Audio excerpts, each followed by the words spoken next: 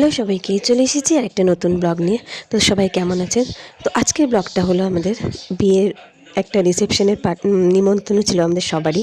তো সেখানেই তো দেখো আমরা সবাই রেডি, আমাদের বাড়ির পাশেই একদম। তো দেখো আমরা রেডি হয়ে বেরিয়ে পড়েছি।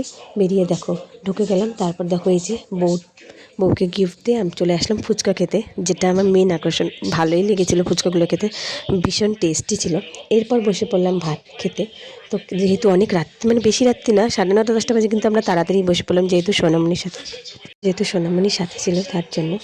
তো দেখো তারপরে দিয়ে দিল প্রথমে দিল স্যালাড, তারপরে দিয়ে দিল সাদা ভাত। তো এরপর দিয়ে দিল স্পেশালি ডাল, আর সাথে পকোড়া, যেটা খুব টেস্টি ছিল, মিষ্টি কুমড়ার পকোড়া। এটা দিয়ে আমি বেশিরভাগ ডাল দিয়ে খেয়েছি। এরপর দিয়েছিল মুড়িঘণ্ট, যেটা আমি খাইনি। দেখো সোনামণি বসে বসে পকোড়া খাচ্ছে। এরপর চলে এসেছে ফ্রাইড রাইস, আর সাথে হচ্ছে পাঁঠার মাংস, সেটা আমি অল্প খেয়েছি। দেখো মাংসটা ঝোলটা ঢেলে তারপরে মাংসগুলো দিয়ে মেখে টেস্ট হয়েছিল দুটোই, সবগুলোই টেস্টি হয়েছিল। আমার গলাটা দেখে বুঝতে পারছি আমার গলার অবস্থা খুবই খারাপ, খুব ঠান্ডা লেগেছে এর জন্য। যাই হোক, এরপর দিয়ে দিয়েছে চাটনি। এত তাড়াহুড়ো করে দিচ্ছিলাম, খেতেই পারছিলাম না। তো লাস্টে দিয়েছিল আইসক্রিম, যেটা সোনামণির ফেভারিট। তো আজ এত অবধি।